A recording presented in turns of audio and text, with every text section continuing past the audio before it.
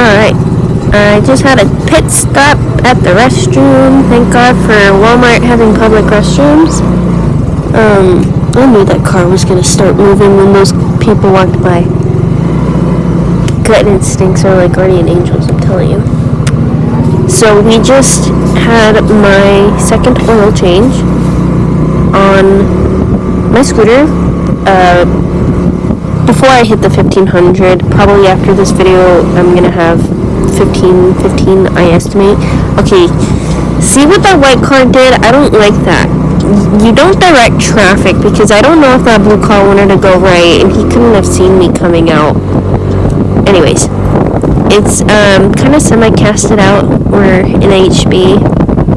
It is a Friday. I don't have work today, so it should be pretty open, but it doesn't mean that there aren't any crazy people out here.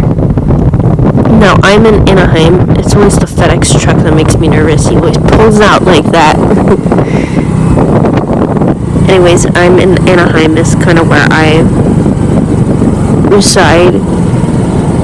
So, that's where we are. Sometimes I am not comfortable splitting lanes. It's all about if I can fit. I mean, I could move over to the right, but it's like, I don't know. I'm just going with my gut. Ride your own right.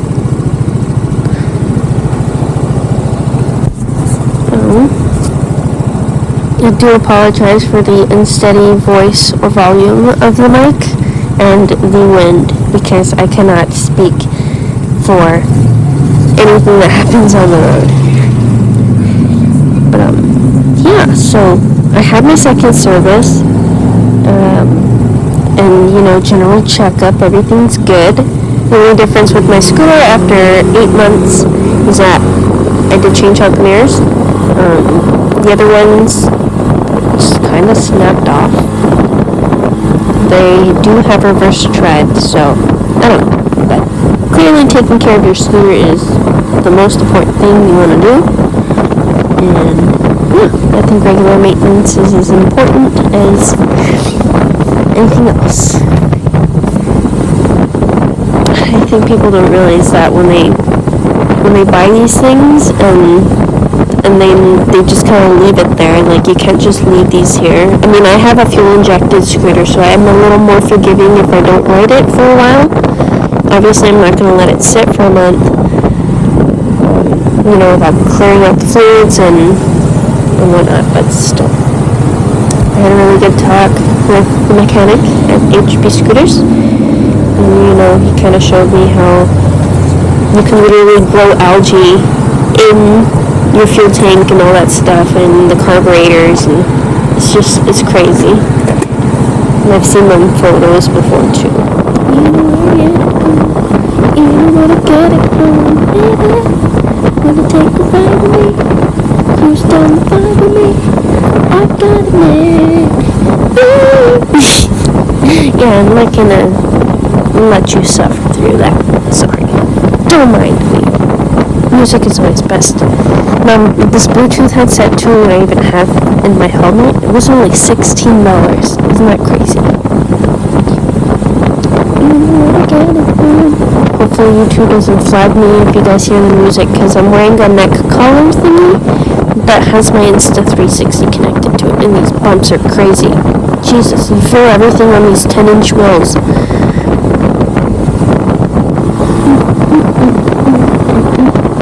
Bridges always look so daunting right before I get on them. Oh, it's a setup, it's a setup, it's a setup. There's a trader, there's a piece of time. Sorry, I don't even know if that's how it even goes. Hopefully you guys don't hear the music, because I didn't think about the volume or adjust it beforehand. That's okay. I'm gonna just sing it over.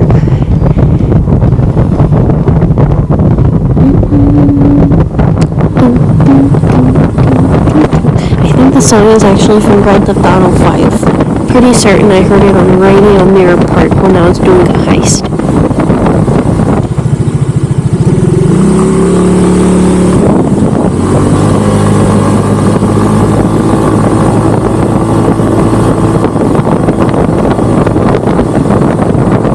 I'm getting pretty hungry because I can feel the fatigue.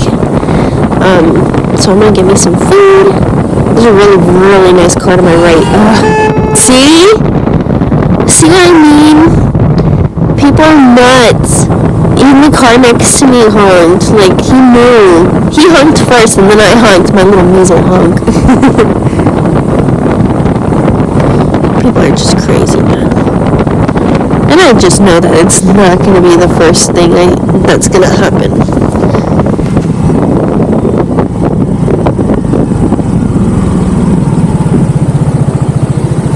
Yeah, there's a lot of stop and go. I think that's another reason why I decided not to go manual and I went automatic.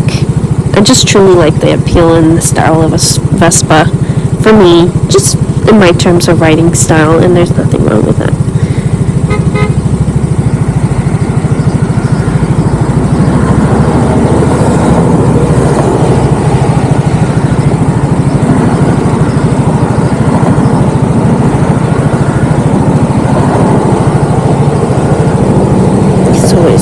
Super nerve-wracking just waiting here sometimes. Just really feel like out of my control if anything happens in the intersection, you know? I'll have a green light soon.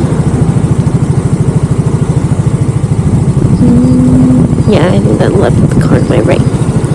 Really nice car.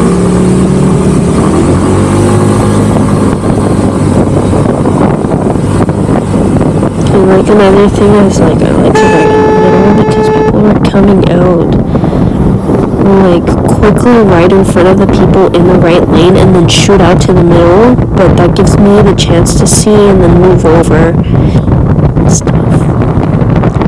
Like just no regards, man.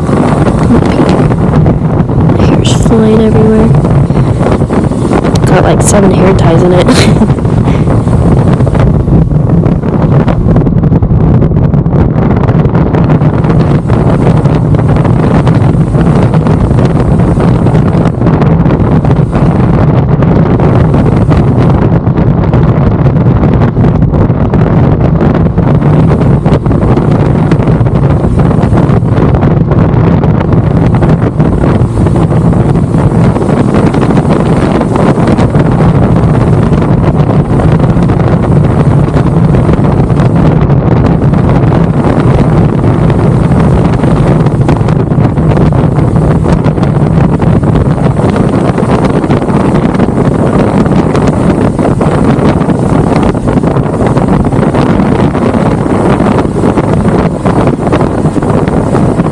I just know I'm not going to be able to merge. Damn it, okay. I need to speed up. Veg. I should have stayed back. No! I made it! I'm going to get in front of this white car.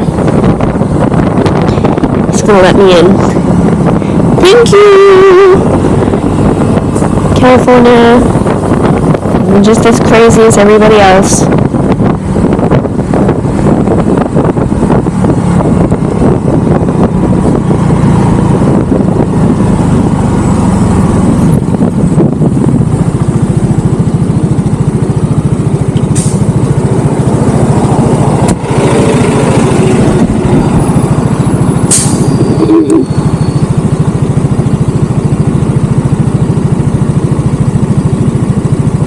You're probably wondering why I'm not splitting lanes, and the reason why is because it is too narrow. Sometimes it's too narrow for me, and I do have saddlebags, so I have to be mindful of the size of my own scooter too, and judge when I should and when I shouldn't. And I think everybody else knows that already, kind of thing. And I love mule packing the scooter. There's something about mule packing it, and again, you can mule pack about anything, but there's just this appeal with the scooter that I really love. And then another thing, I don't know why, but cops don't give me much trouble, and I think it's because I am on a scooter. It's kind of decked out and stuff, so I really love this baby powder blue truck right in front of me. It's so vintage. And ever since I started riding it, I got my motorcycle license. I've truly had like grown an appreciation for these older cars and whatnot. And I just love going to the shows. I love the smell of the gasoline. I just love it all. I don't want it to stop. I just want to get more and more involved. But yeah, I mean, I still watch all these other motorcycle vloggers like Motojitsu, motorcycle, Doodle on a motorcycle, apologies, Fort9, and yeah, there's some things that I do and do not agree with, but again, like, everybody does everything differently, and everybody's based off of their own experiences, so I'm not going to judge. Just ride your own ride and do what you feel comfortable with.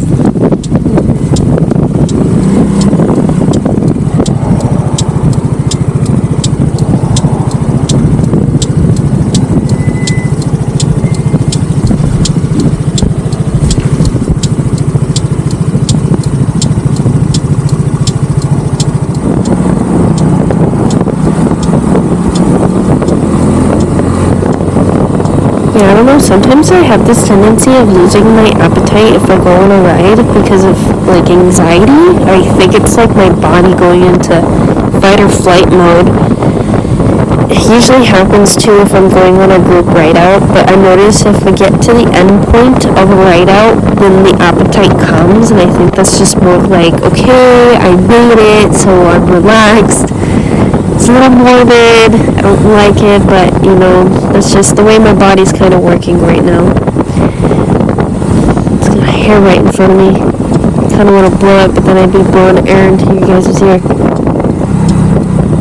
Okay, I got it. I moved it. Kind of. Naranjas, manzanas. No quiero, pero no puedo ponerlo aquí ahora. Can't put it on me. I hear another biker. Yep, there he is. Spotted one in the wild. Have fun.